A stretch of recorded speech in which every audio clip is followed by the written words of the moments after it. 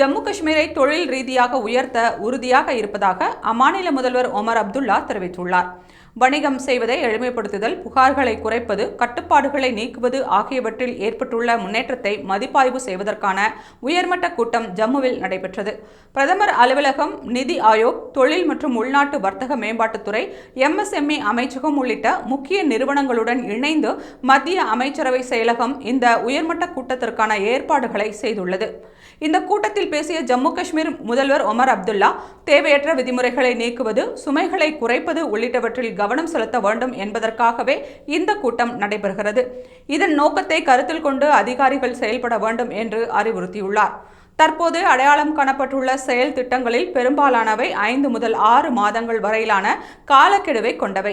இந்த காலக்கெடுவுக்குள் சீர்திருத்தங்களை மேற்கொள்ள வேண்டும். அதற்காக 2 வாரங்களுக்கு ஒருமுறை சிறிய அடையக்கூடிய முன்னேற்றத்தை இலக்காக வைத்து செயல்பட வேண்டும்.